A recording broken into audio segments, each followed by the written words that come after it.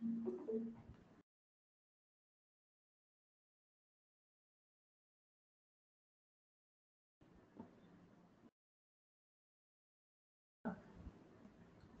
Question लिखिए सब लोग।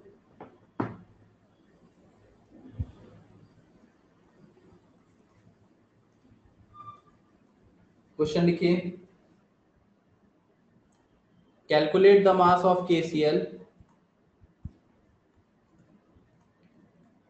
Calculate the mass of KCl which is produced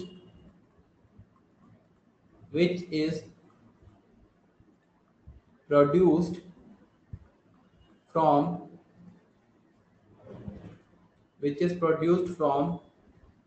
1 mole of KClO3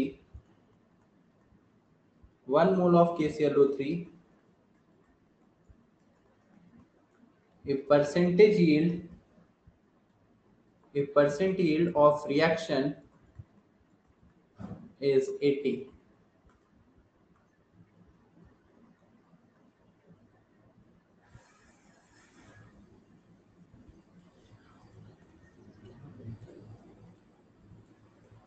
Solution. Calculate the mass of KCl which is produced from 1 mole of KCl3. Percent yield of reaction is 80.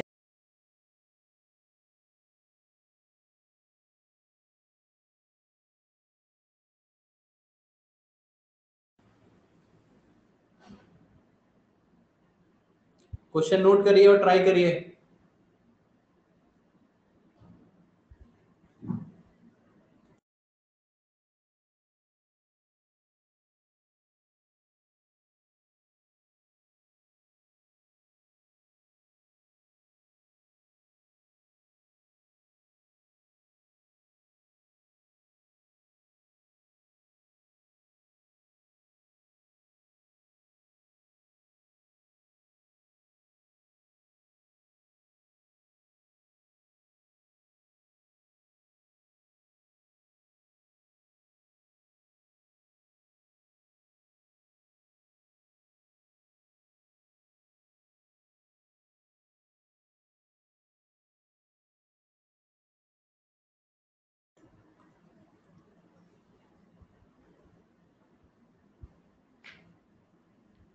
Percent yield के बाद क्या है? Percent yield of reaction is 80। दिखाई नहीं दे रहा है क्या? 80।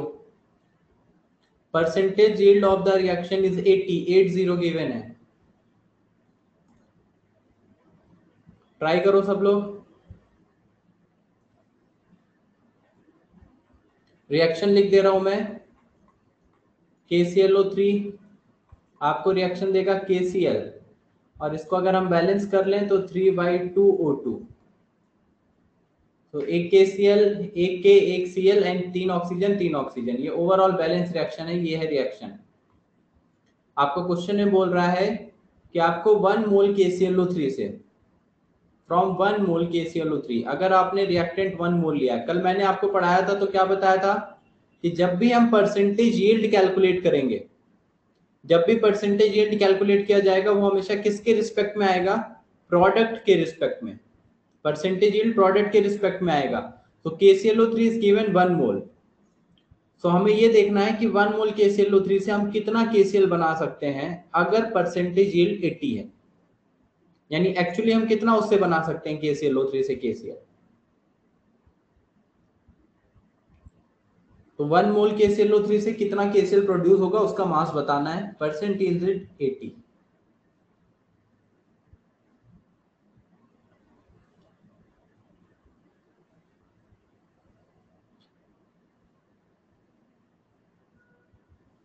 क्या निकालना है ये बताइए पहले। ये भी ये बताओ कि निकालना क्या है हमको। थ्योरेटिकल वैल्यू जो हमने कल पढ़ा था, theoretical value and experimental value, क्या निकालना है? थ्योरेटिकल वैल्यू निकालनी है, एक्सपेरिमेंटल वैल्यू निकालनी है। कैलकुलेट क्या करना है? Experimental. Very good. So experimental value calculate करनी है। थ्योरेटिकल तो हम डायरेक्ट निकाल सकते हैं। थ्योरेटिकल हम डायरेक्ट कैसे निकालेंगे? स्टैचोमेट्री का यूज करके, जो हमने कल पढ़ा था। तो थ्योरेटिकल तो डायरेक्ट आ जाएगा। रिएक्शन को देख के हम बता सकते हैं कि कितना प्रोड्यूस होगा KCl। लेकिन एक्चुअली में कितना प्रोड्यूस होगा उसके लिए हमें परसेंट यील्ड का यूज करना पड़ेगा। तो परसेंट यील्ड गिवन है, तो एक्चुअल कितना अमाउंट बनेगा, एक्सपेरिमेंटली कितना वो बनेगा, वो हमें बताना है। क्या करेंगे बताइए। सो अगर हम एक्सपेरिमेंटल ये थ्योरेटिकल वैल्यू के लिए कैलकुलेट करें स्टैचोमेट्री का यूज करके, तो हम सीधा सीधा क्या लिख सकते हैं, 1 mole of KClO3 1 mole of KClO3 gives 1 mole of KCl, क्योंकि दोनों का कोफिशिएंट कितना है, दोनों का कोफिशिएंट है 1, KClO3 का कोफिशिएंट भी 1, KCl का कोफिशिएंट भी 1। तो अगर दोनों का एक कोफिशिएंट 1 है तो इसका मतलब 1 मोल KClO3 1 मोल KCl प्रोड्यूस करेगा। तो हमारे पास 1 मोल KClO3 लिया गया था, यानी 1 मोल KClO3 से हमारे पास एक्सपेरिमेंटल वैल्यू जो आ गई, theoretical value, theoretical value of KCl, product है KCl, प्रोडक्ट के रिस्पेक्ट में परसेंट यील्ड निकालते हैं, तो थ्योरेटिकल वैल्यू आ गई KCl की 1 मोल, 1 मोल KCl। मास के टर्म्स में लिखें तो कितना आ जाएगा थ्योरेटिकल वैल्यू, 1 मोल का मास निकाल लो, पोटेशियम 39, क्लोरीन 35.5, इतना ग्राम। 1 मोल का मास क्या होता है GMM, तो उसका GMM निकाल लेंगे। तो थ्योरेटिकल वैल्यू यानी कि हमारे पास आ चुकी है कितनी, direct theoretical value is equal to 39 plus 35.5, 35.5 plus 39 कितना हो जाएगा ये, 40 प्लस 34 74.5, तो 74.5 ग्राम, यानी थ्योरेटिकली इतना मास बनना चाहिए। ये तो हमने रिएक्शन देख के बताया है, लेकिन एक्चुअली कितना बन रहा होगा वो हमें कैलकुलेट करना है, कितना KCl बन रहा होगा, कितना प्रोडक्ट बन रहा होगा। तो ये तो थ्योरेटिकल वैल्यू आ गई, जिसमें हमने स्टैचोमेट्री का यूज किया कि 1 मोल KClO3 से 1 मोल KCl बनेगा। तो KCl का मास आ गया, थ्योरेटिकल वैल्यू ऑफ KCl 74.5 ग्राम। चलिए नोट करिए जल्दी, अगर आप नोट कर रहे हैं यहाँ तक, या बाद में नोट कर लेना, अभी सॉल्व कर रहे हो ना, सब लोग करिए, तब तक करते हैं। कितना आंसर आया, 59.6। ठीक है, चलिए चेक कर लेते हैं 59.6। सो हमारे पास दूसरा क्या था, अब हम लगाएंगे परसेंट यील्ड का formula. Percent yield is equal to experimental value divided by theoretical value into 100। So percent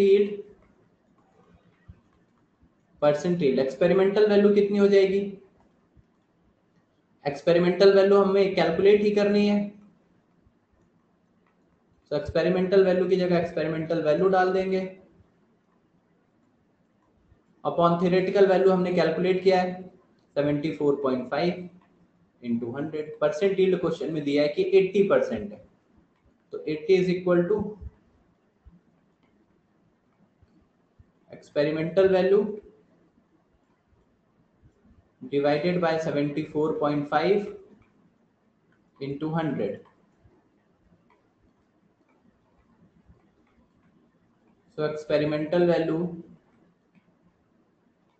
will be equal to, ये कैंसिल आउट, मल्टीप्लाई भी कर लो चाहे, 8/10 4/5, अगर 2 से कैंसिल आउट कर दिया 5, ये 4, तो 4 इंटू 74.5 डिवाइडेड बाई 5।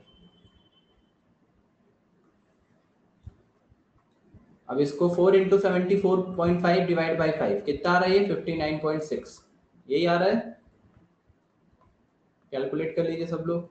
तो ये हमारे पास एक्सपेरिमेंटल वैल्यू आ गई, यानी the actual amount of KCl which will be produced, the actual amount of KCl, the actual amount of KCl which will be produced, the actual amount of KCl which will be produced from 1 mole KClO3 the actual amount of KCl which will be produced from 1 mole of KClO3 will be equal to 59.6 ग्राम। ये हमारा answer हो गया।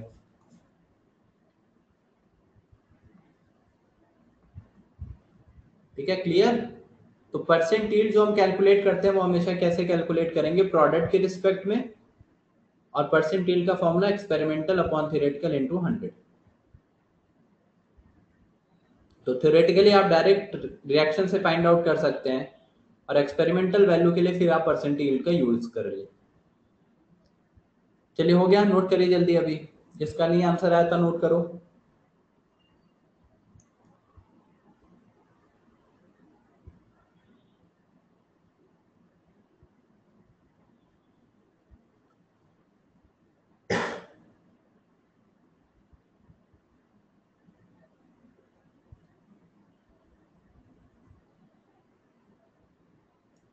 Previous slide.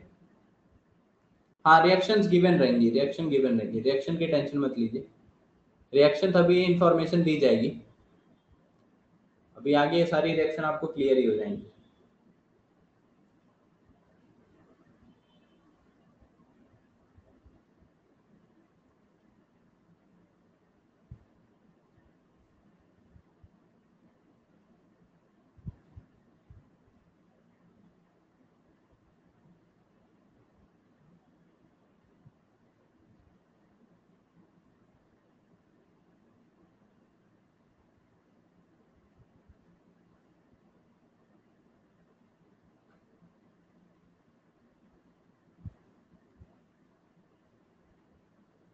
Done.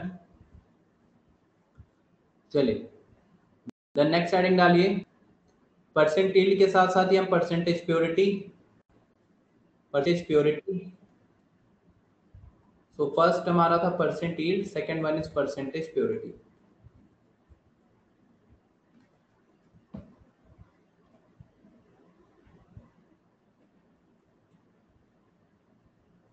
Percentage purity, और इसमें लिखिए percentage purity में the amount of reactant, percentage purity में the amount of reactant, the amount of reactant can be calculated, the amount of reactant can be calculated, the amount of reactant can be calculated with the help of, the amount of reactant can be calculated with the help of, the amount of reactant can be calculated with the help of given mass of product, with the help of given mass of product, the amount of reactant can be calculated with the help of given mass of product,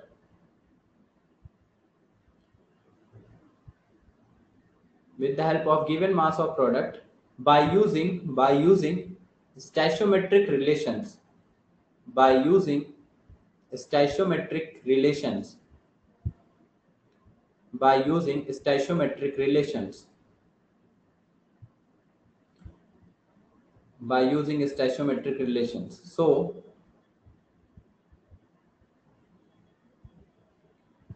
by using stoichiometric relations, so the percentage purity of the sample, so the percentage purity of the sample, so the percentage purity of the sample can be calculated, the percentage purity of the sample can be calculated with the help of, the percentage purity of the sample can be calculated with the help of, with the help of actual amount of reactant, actual amount of reactant, with the help of actual amount of reactant and the calculated amount of reactant, actual amount of reactant and calculated amount of reactant.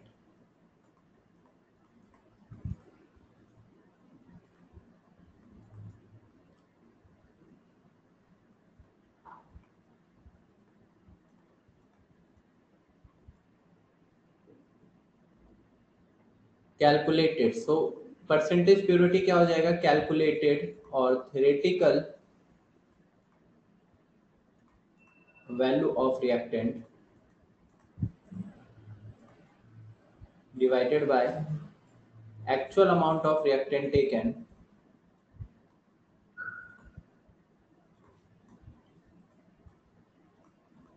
actual amount of reactant taken into 100।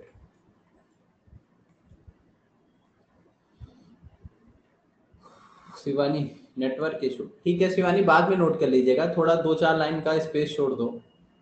अभी सब लोग note share करेंगे ना तो बाद में note कर लेना। अभी क्या लिखा है फिर मैं याद नहीं रहता ना, फिर मैं तुरंत कैसे रिपीट करूंगा एग्जैक्ट क्या लाइन लिखा है।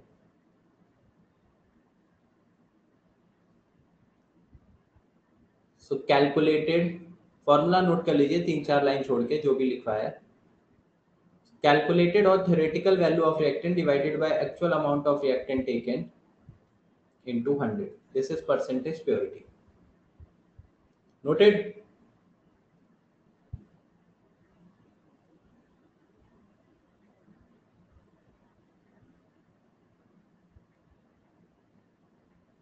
ठीक है, फॉर्मूला नोट कर लिया, ब्रैकेट में यहाँ पे चाहे नोट करके लिख लीजिए आगे उसे कि percentage purity is calculated with respect to reactant. Percentage purity is calculated with respect to reactant।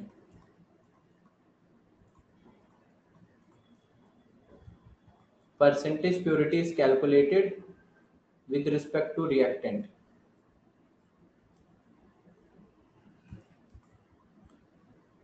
तो रिएक्टेंट के रिस्पेक्ट में परसेंटेज प्योरिटी अगर हम कैलकुलेट कर रहे हैं,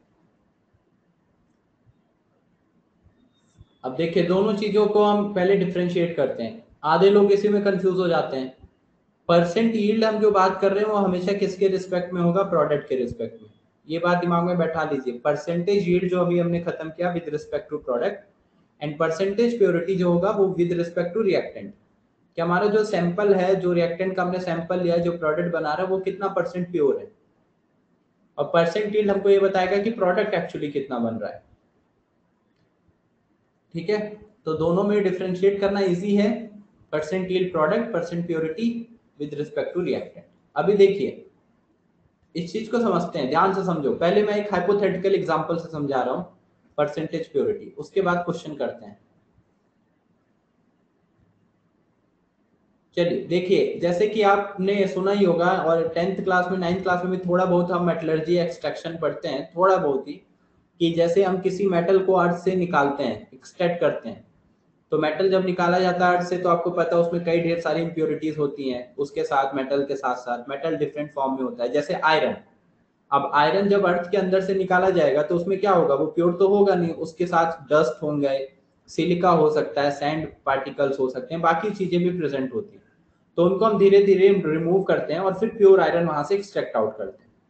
ठीक है, ये नॉर्मल प्रोसेस है कि कोई भी चीज एकदम 100% प्योर आपको नेचुरल फॉर्म में नहीं मिल रही है अगर, तो फिर हम उसको क्या करेंगे, प्योरीफाई करते हैं, जो इम्प्योरिटीज है उसको रिमूव कर रहे हैं।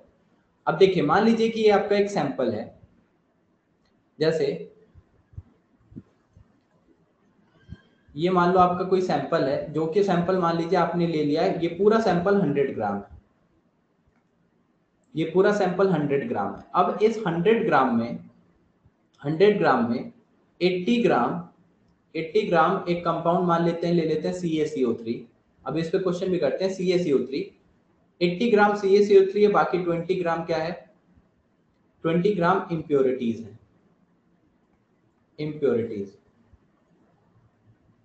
अब रिएक्शन ये हो रही है कि CaCO3 से आपको मिलता है CaO प्लस CO2।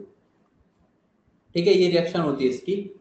तो मान लो आपने CaCO3 को हीट करके आपको CO मिल रहा है। अब आपके पास तो पूरा सैंपल है 100 ग्राम। अब ये मुझे बताओ कि अगर मुझे CaO चाहिए तो इस CaO, ये जो CaO है वो किसके अकॉर्डिंग बनेगा, इस 100 ग्राम पूरे के अकॉर्डिंग या इस 80 ग्राम के अकॉर्डिंग? इस 80 ग्राम के अकॉर्डिंग बनेगा CO या इस 100 ग्राम के अकॉर्डिंग बनेगा? CaO कहां से आ रहा है? CaO कहां से आ रहा है हमारे पास? CaO तो CaCO3 से आ रहा है।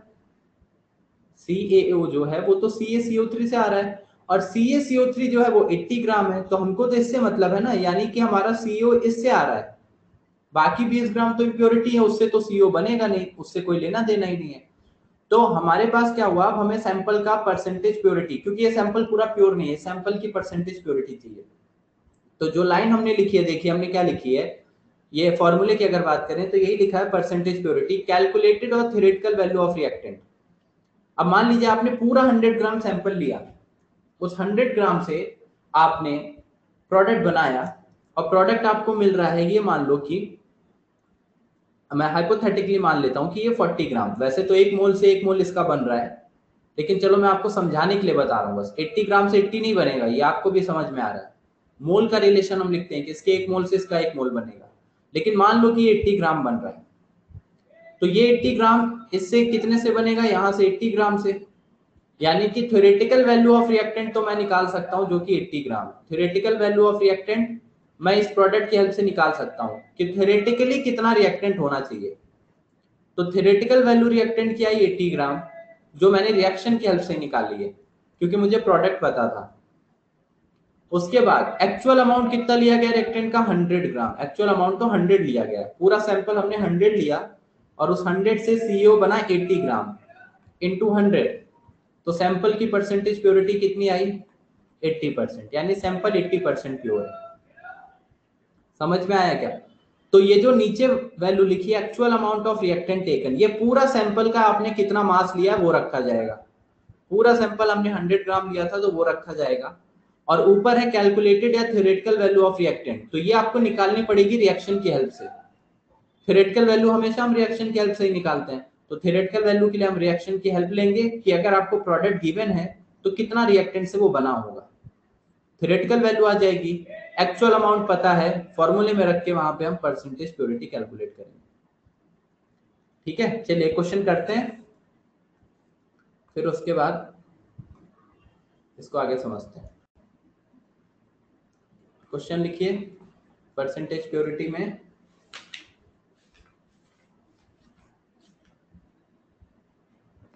CaCO3 बेस्ड क्वेश्चन है, calculate the amount of CaO। Question लिखो, क्वेश्चन में लिख रहा हूं, नोट करिए सब लोग।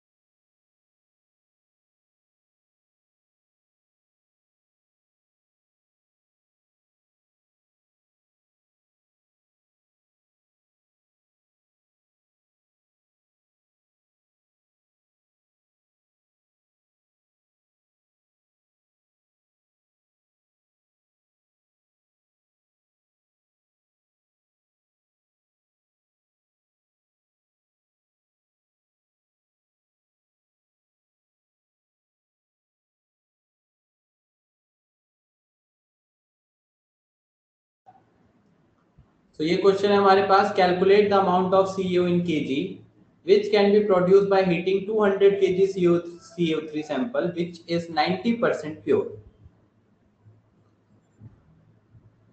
मींस आपका ये एक CO3 का सैंपल है, और कितना है total, 200 kg CaCO3 sample which is 90% pure, मतलब 10% इसमें इम्प्योरिटी है, बाकी 90% CaCO3 है। ये लिया गया है 200 kg। So 200 kg CaCO3 sample 90% pure।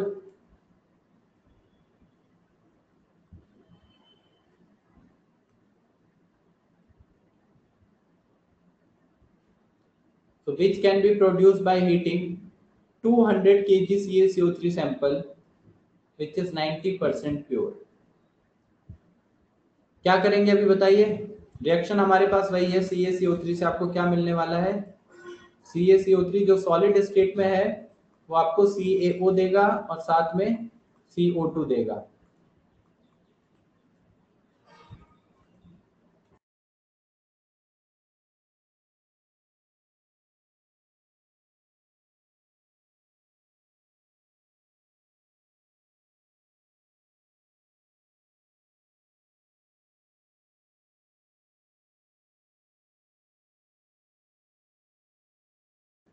क्या करेंगे आगे, CaCO3 हमारे पास है, तो पहले तो हम निकालेंगे कितना एक्चुअल CaCO3 है।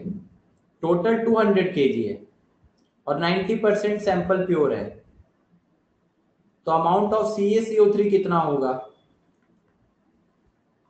Amount of CaCO3 will be total 200 kg का 90%, क्योंकि सैंपल 90% प्योर है तो 90% CaCO3 होगा, बाकी क्या होगा, इम्प्योरिटीज, तो इम्प्योरिटीज होंगी बाकी, तो अमाउंट ऑफ CaCO3 सीधा आ गया 180 ग्राम, 180 kg, क्योंकि kg में दिया हुआ है आपको, तो 200 kg से कितना आ गया 180 kg। So amount of CaCO3, अब ये एक्चुअल CaCO3 होगा पूरे 200 में, 180 kg CaCO3 है, बाकी 20 kg क्या है, इम्प्योरिटीज है, क्योंकि 90% प्योर सैंपल था, तो डायरेक्ट हमने अमाउंट ऑफ CaCO3 निकाल लिया। अब जो CaO बनेगा वो इसी CaCO3 से बनेगा, तो अब वो हम निकाल लेंगे कि 180 kg से कितना CaO बनेगा, निकाल सकते हैं वो, या फिर अगर परसेंटेज प्योरिटी का फॉर्मूला लगाएं, डायरेक्ट परसेंटेज प्योरिटी का फॉर्मूला लगा के भी कर सकते हैं, डायरेक्ट परसेंटेज प्योरिटी का फॉर्मूला लगा के कि थ्योरेटिकल कितना बनेगा डिवाइडेड बाय कितना जो हमने कैलकुलेट किया अमाउंट उसके अकॉर्डिंग। तो अभी परसेंटेज प्योरिटी का फॉर्मूला भी लगा सकते हैं या डायरेक्ट हम यूनिटरी मेथड से कर रहे हैं, तो अभी तो फिलहाल हम यूनिटरी मेथड लगा रहे हैं यहाँ पे कि हमने अमाउंट ऑफ CaCO3 निकाल लिया 180 kg। अब हमें ये समझ में आ रहा है कि 1 मोल CaCO3 कितना देगा, 1 मोल CaCO3 will give 1 mole CaCO3 will give 1 mole CaO, 1 mole CaCO3 will give 1 mole Ca, 1 mole CaCO3 का मतलब मास, इसका मास कितना होगा अगर मास में कन्वर्ट करें, GMM, CaCO3 होता है 100 ग्राम, यानी 100 ग्राम CaCO3, 100 gram CaCO3 will give, और CO का मास कितना हो जाएगा 56 ग्राम CaO, तो 100 ग्राम से 56 ग्राम बना, तो 1 ग्राम CaCO3 से कितना बनेगा, will give 56 upon 100 gram CaO,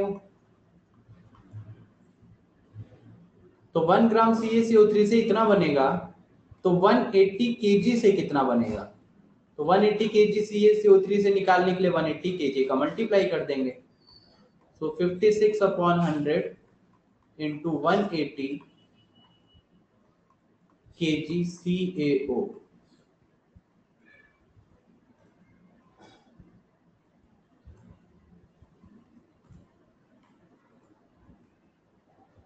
तो 180 kg CaCO3 से जो अमाउंट यहाँ पे बनेगा वो 0 से 0 कैंसिल आउट, अब इसको आगे हम सॉल्व कर सकते हैं, कितना अमाउंट यहाँ पे CaO का बनने वाला है, ये हमारा आंसर हो जाएगा 56 इंटू 18 अपॉन 10।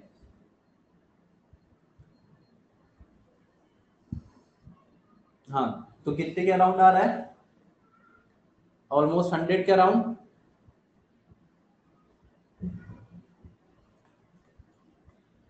तो 100 kg ऑफ CaO, 100.8, हाँ ठीक है, जो भी आ रहा है एग्जैक्ट सॉल्व कर लीजिए, 100.8 आ रहा है तो 100.8 लिख लो,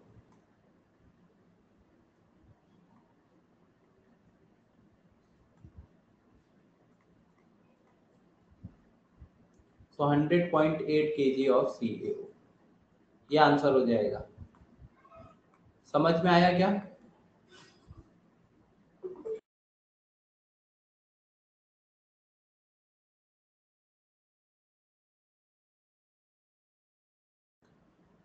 सो पूरे सैंपल 200 केजी था, लेकिन उससे हमारा प्रोडक्ट नहीं बन रहा है, उसमें जो इम्प्योरिटी है उसको हटा दो, तो 90% प्योर था, तो पूरे 200 का पहले 90% निकाला, जो क्या है 180, यानी 180 केजी से ही एक्चुअल प्रोडक्ट बनेगा। उसके बाद हमने स्टैचोमेट्रिक रिलेशन का यूज किया कि 1 मोल CaCO3 से 1 मोल CaO बनता है, जो कि स्टैचोमेट्रिक बता रही है, दोनों का कोफिशिएंट है 1, स्टैचोमेट्रिक कोफिशिएंट। तो 1 मोल से 1 मोल बनेगा, तो 1 मोल का मास यहाँ कितना होगा, 1 मोल CaCO3 का मतलब 100 ग्राम, 1 मोल मतलब उसका GMM, तो 1 मोल का मास निकालेंगे, 1 mole is equal to GMM 100 gram आएगा, और यहाँ भी 1 मोल CO का मास होगा 56 ग्राम, यानी 100 ग्राम CaCO3 से 56 ग्राम CO बनता है। तो 1 ग्राम CaCO3 से कितना बनेगा, 56 अपॉन 100 ग्राम, तो 180 केजी CaCO3 से कितना बनेगा, इतना, और 180 केजी CaCO3 से फिर ये फाइनल आंसर।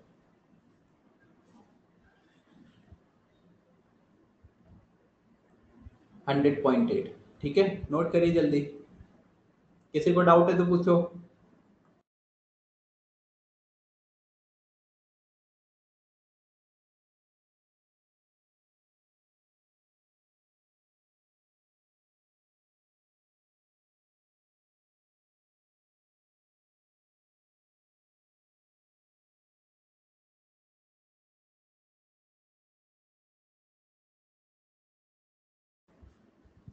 एक ग्राम में अगर इतना है तो 180 केजी में कितना होगा, 180 का ही मल्टीप्लाई करेंगे ना, यूनिटरी मेथड। अगर 1 ग्राम में 56 अपॉन 100 है, तो फिर 180 केजी में कितना होगा, 56 अपॉन 100 इंटू 180।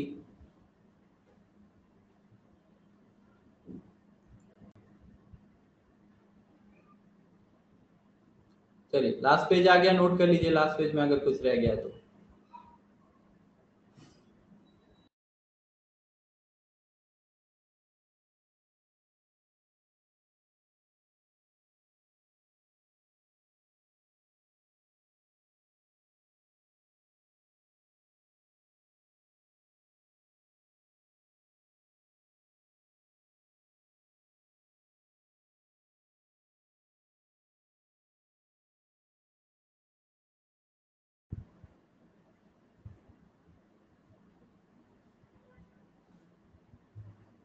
संडे के टेस्ट में सिलेबस बताया था ना, एटॉमिक तक ही आएगा, एटॉमिक वेट, जो हमने एटॉमिक वेट पढ़ा था लास्ट सैटरडे तक, वही, जिसका मंडे को भी डिस्कशन किया था हमने।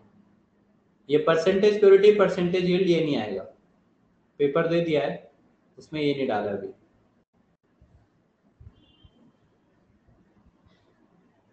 नोट कर लिया, चलिए नेक्स्ट क्वेश्चन। फिर नेक्स्ट क्वेश्चन,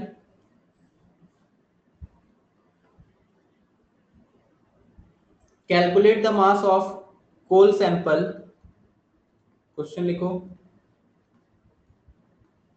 नहीं भाई ये नहीं आएगा, बताया तो कितनी बार बताऊं। Calculate the mass of coal sample, इस टेस्ट में ये नहीं आएगा, ये नेक्स्ट टेस्ट में आएगा। In kg, calculate the mass of coal sample in kg, in kg containing 0.05% mass of iron, mass of iron pyrite, iron pyrite FeS2, which can be produced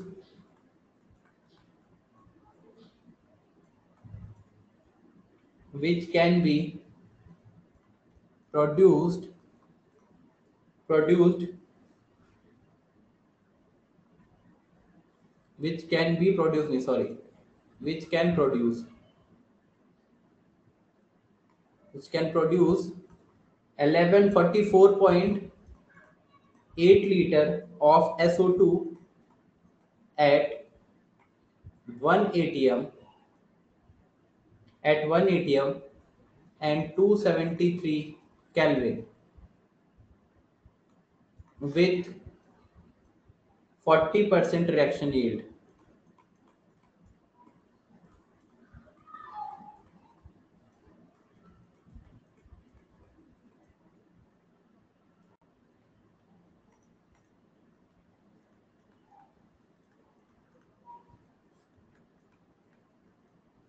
So calculate the mass of coal sample in kg containing this percent mass of iron pyrite which can produce this liter of SO2 at 1 atm and this Kelvin with 40% reaction yield.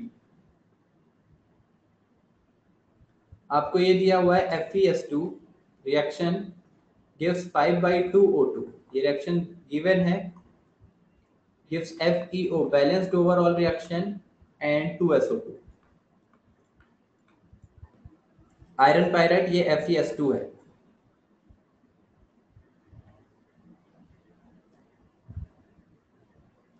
अब ये जो question है, इस question में अगर आप इस question को ध्यान से पहले सब लोग पढ़िए फिर ट्राई करिए.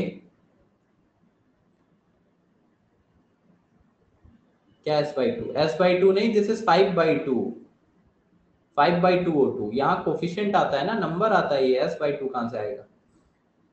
5/2 O2 S लग रहा है तो उसको 5 लिखो. ये FeS2, ये 5/2 O2, this is FeO and this is 2 SO2.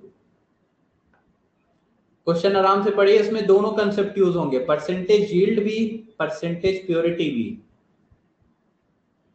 एक पूरा कोल सैंपल लिया गया जिसमें केवल 0.05% आयरन पायराइट है और हमको आयरन पायराइट से मतलब है, मतलब हमारा सैंपल कितना परसेंट प्योर है? 0.05% प्योर है with respect to iron pyrite. और फिर रिएक्शन में कुछ प्रोडक्ट बनेगा और उसकी भी परसेंटेज यील्ड आपको गिवन है 40%.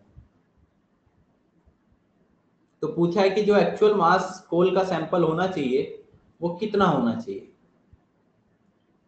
समझ रहे हो? मतलब मैं ऐसा बोल रहा हूं, ये एक coal sample, this is coal sample.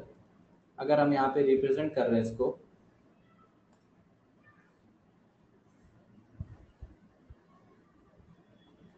ये है हमारा कोल सैंपल.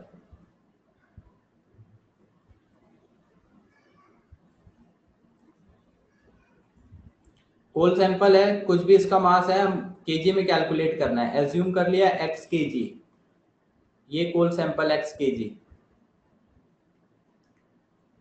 परसेंटेज प्योरिटी अगर बात कर लें with respect to FeS2, percentage purity with respect to FeS2, percentage purity with respect to FeS2 is 0.05%. 0.05%. So coal sample x kg, percentage purity with respect to FeS2 is 0.05%. FeS2 के respect में percentage purity 0.05 है.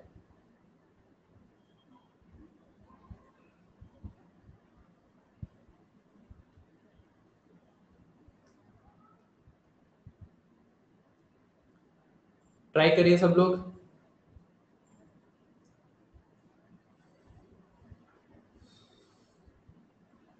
ये x kg जो हमने लिया, इस x की value calculate करनी है. कोल सैंपल जो कि x kg लिया गया है.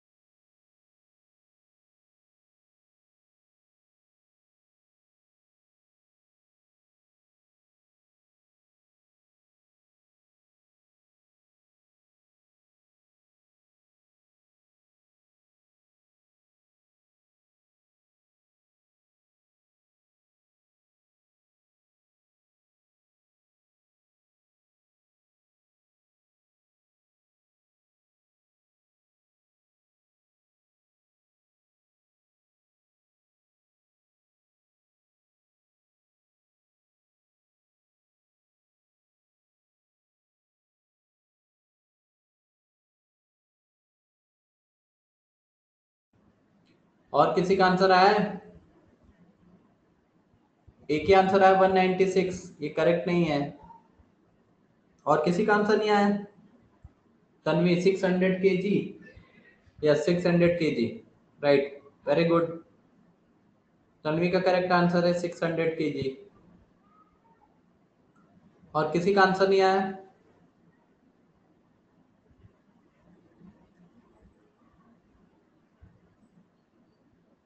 चलिए तो कैलकुलेट करते हैं। आपको SO2 प्रोड्यूस हो रहा है, ये रिएक्शन ओवरऑल बैलेंस दे रखी है 1 atm इतने टेम्परेचर पे 44.8 लीटर SO2 प्रोड्यूस हो रही है विद 40% रिएक्शन यील्ड। तो क्वेश्चन में जो इंफॉर्मेशन प्रोडक्ट के रिस्पेक्ट में दी जाती है वो क्या होती है? Experimental value. एक्सपेरिमेंटल वैल्यू हमें पता है कि इतना प्रोड्यूस हो रहा है SO2, तो थ्योरेटिकली कितना प्रोड्यूस हो रहा होगा वो हम निकाल सकते हैं परसेंट यील्ड की हेल्प से। तो परसेंट यील्ड आपको दिया है कितना? परसेंट यील्ड हमेशा प्रोडक्ट के रिस्पेक्ट में लगता है, तो परसेंट यील्ड क्या लिखा जाएगा? Experimental value divided by theoretical value. Experimental value divided by theoretical value into 100।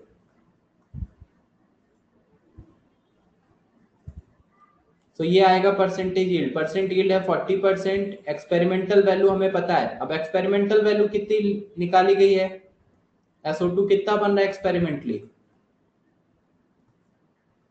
So experimental value divided by theoretical value into 100। अब एक्सपेरिमेंटल वैल्यू अगर हम देखें तो हमको एसटीपी की कंडीशन दी गई है। एसटीपी की कंडीशन है 1 atm 273 पे कितना SO2 बन रहा है? 44.8 लीटर। तो आगे लिखें अगर हम eight STP SO2 produce 44.8 litre, तो इसके मोल्स निकाल सकते हैं। नंबर ऑफ मोल्स कितने आ जाएगा? 44.8 डिवाइडेड बाय 22.4, तो ये कैंसिल आउट होके 2 मोल्स। यानी कि एक्सपेरिमेंटली हमको SO2 कितना मिल रहा है? 2 मोल्स। अब 2 मोल का मास कितना होगा? 1 मोल SO2 का मास कितना होता है? Mass of 1 mole GMM. Mass of 1 मोल को जीएमएम बोलते हैं। तो mass of 1 mole SO2, 1 mole SO2 कितना होता है? सल्फर 32, ऑक्सीजन 16 इंटू 2 यानी कि 64 ग्राम। तो फिर 2 मोल का मास कितना होगा? Mass of 2 mole SO2, 2 mole SO2 का मास हो जाएगा 64 इंटू 2 यानी 128 ग्राम। तो 2 मोल SO2 हमारे पास आई है यानी 128 ग्राम SO2 है। तो ये इसकी एक्सपेरिमेंटल वैल्यू है कि हमको एक्सपेरिमेंटली इतना SO2 प्रोड्यूस होके मिल रहा है। सो एक्सपेरिमेंटल, क्योंकि SO2 प्रोडक्ट है तो परसेंटेज यील्ड हमेशा प्रोडक्ट के रिस्पेक्ट में लगती है। ये इक्वेशन ए मान लो। तो experimental value of SO2, experimental value of SO2 is 128 ग्राम। तो परसेंटेज यील्ड में रखिए। So 40 is equal to experimental value 128 divided by theoretical value of SO2 into 100। इसको कैंसिल आउट करें, 0 से 0 ये गया, ये 32 यानी थ्योरेटिकल वैल्यू कितनी आ गई? Theoretical value of SO2, theoretical value of SO2 is 320 gram.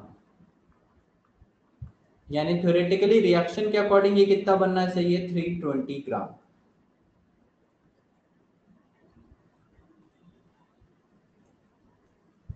Correct है ये?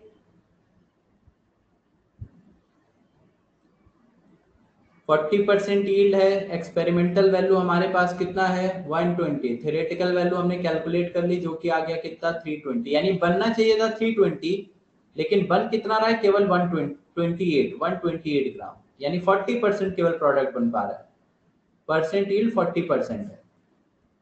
तो ये एक्सपेरिमेंटल, ये थ्योरेटिकल वैल्यू आ गई 320 ग्राम।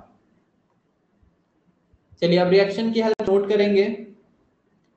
रिएक्शन अगर हम देखें तो हमें रिएक्शन क्या दी थी FeS, अगर हम रिएक्शन देखें FeS2 plus 5/2 O2 gives FeO plus 2SO2, ये रिएक्शन दी थी। तो इस रिएक्शन के अकॉर्डिंग अगर हम बात करें तो हमारे पास क्या आएगा, यहाँ पे रिलेशन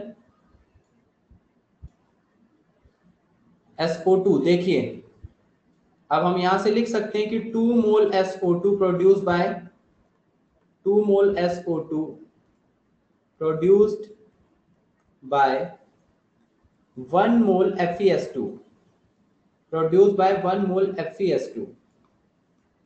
तो 2 मोल SO2 का मास कितना हो गया 128, अभी निकाला था, यानी 128 ग्राम SO2 produced by 1 mole FeS2 का मास कितना हो जाएगा, आयरन का मास 56 और सल्फर 32 इंटू 2 यानी 64 प्लस 56 ग्राम मास में अगर रखें तो इतना ग्राम FeS2, क्योंकि मास ही निकालना है हमको और सब कुछ ये परसेंट जो दिया हुआ है 1 atm 273 केल्विन इतना लीटर, तो ओवरऑल मास हमें केजी में कैलकुलेट करना है, तो इतना ग्राम FeS2। तो अगर 128 ग्राम SO2 से इतना मिल रहा है तो 1 ग्राम SO2 से कितना मिलेगा, 1 ग्राम SO2 will give 64 plus 56 120 divided by 128, इतना ग्राम FeS2, करेक्ट है ये। एंड देन अगर 1 ग्राम SO2 से इतना मिल रहा है तो हमारे पास SO2 था कितना, थ्योरेटिकली जो हमने निकाला था कि थ्योरेटिकली SO2 उतना होना चाहिए, कितना कैलकुलेट किया था 320,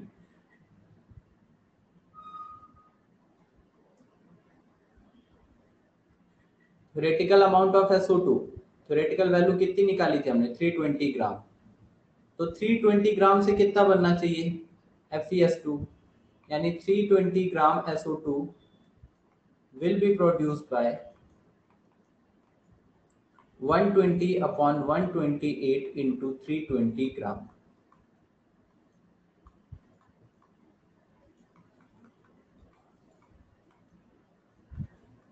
इतने ग्राम FeS2, करेक्ट है ये।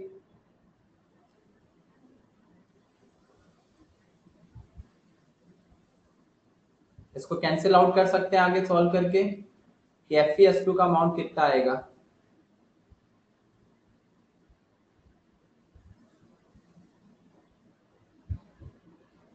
एट टाइम्स 2 टाइम्स 20 अपॉन 8, और इसको भी कैंसिल आउट कर सकते हैं,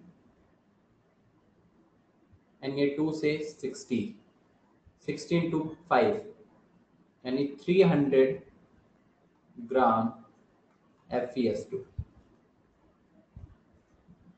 कितना बन गया ये 300 ग्राम FeS2।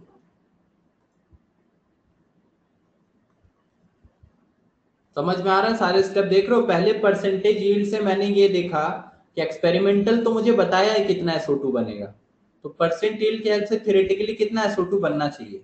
अब जब वो SO2 पता चल गया, वो कितना आया था हमारे पास 320 ग्राम, ये SO2 हमारे पास था 320 ग्राम थ्योरेटिकली, तो थ्योरेटिकली इस 320 ग्राम अगर ये बना रहे हैं तो फिर ये कितना होना चाहिए, ये कितना बनना चाहिए FeS2 कितना होना चाहिए, वो हमने कैलकुलेट कर लिया और वो हमारे पास आ गया 300 ग्राम, ये हमारे पास आया है 300 ग्राम। अब ये FeS2 300 ग्राम है और FeS2 जो एक्चुअल सैंपल है उसमें कितना प्रेजेंट है, केवल 0.05%। तो एक्चुअल सैंपल हमारे पास x kg लिया था हमने, तो ग्राम में लिखेंगे तो x 1000 हो जाएगा, so actual mass of sample, actual mass of sample कितना लिया था हमने, x kg, x kg means x into 1000 gram. So actual mass of sample is x into 1000 gram. So actual mass of sample इतना है, तो mass of FeS2 कितना होगा, mass of FeS2 जो था वो एक्चुअल मास x इंटू 1000 ग्राम का 0.05% था, 0.05% प्रेजेंट था ना, यस 0.05% FeS2 था। तो मास ऑफ FeS2 तो हमने निकाला 300 ग्राम, और ये हो जाएगा x इंटू 1000 ग्राम, क्योंकि दोनों साइड ग्राम ग्राम में रखेंगे, इसका 0.05%।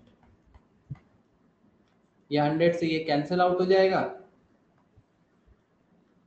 फिर यहां से हम x निकालेंगे, तो x कितना आ जाएगा, 10 इंटू ये मल्टीप्लाई हो जाएगा 0.5, तो 300 डिवाइडेड बाय 0.5, 10 इधर मल्टीप्लाई होगा, देन x 10 से और मल्टीप्लाई कर देंगे तो आ जाएगा 3000 अपॉन 5, x की वैल्यू कितनी हो गई 600, तो x की वैल्यू आ गई 600, और x हमने किस में लिया था, केजी में, x हमें केजी में मास बता रहा था, actual mass of sample x KG था, तो x की वैल्यू ये आई, तो मास ऑफ सैंपल कितना आया 600 KG, mass of sample 600 KG, ये आंसर। तो क्वेश्चन कहाँ से स्टार्ट किया उसको ध्यान से समझिए, पहले क्वेश्चन स्टार्ट किया है परसेंट यील्ड से, उससे प्रोडक्ट निकाला, फिर प्रोडक्ट के हेल्प से रिएक्टेंट निकाला, और फिर ये रिएक्टेंट जो है वो रिएक्टेंट एक्चुअली किस सैंपल में प्रेजेंट है, तो वो परसेंटेज प्योरिटी का यूज करके यहाँ पे हमने ओवरऑल सैंपल का मास निकाला है। मास ऑफ FeS2 ये जो लिखा है ये क्वेश्चन में दिया हुआ है कि सैंपल 0.05% ही प्योर है विद रिस्पेक्ट टू FeS2, यानी टोटल में केवल 0.05% FeS2 होगा। तो टोटल मास सैंपल का हमने लिया था x इंटू 1000 ग्राम, उसका 0.05% आ गया FeS2। So mass of FeS2 आ गया x into 1000 into 0.05 upon 100। Note कर लीजिए, क्लियर है, किसी को डाउट, किसी स्टेप में किसी को डाउट,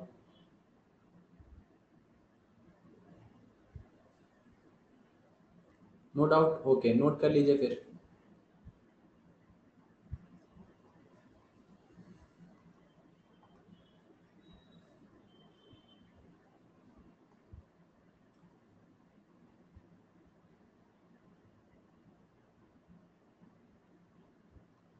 लास्ट पेज, एक मिनट,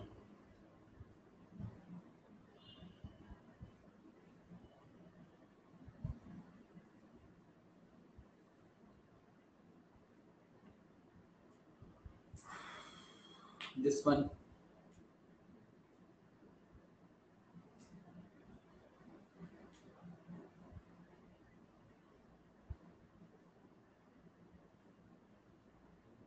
नोट कर लो पहले ये,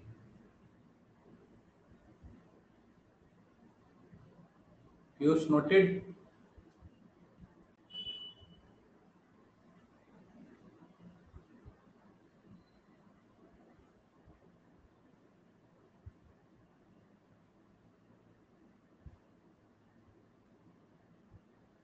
चलिए ये स्लाइड भी देख लीजिए।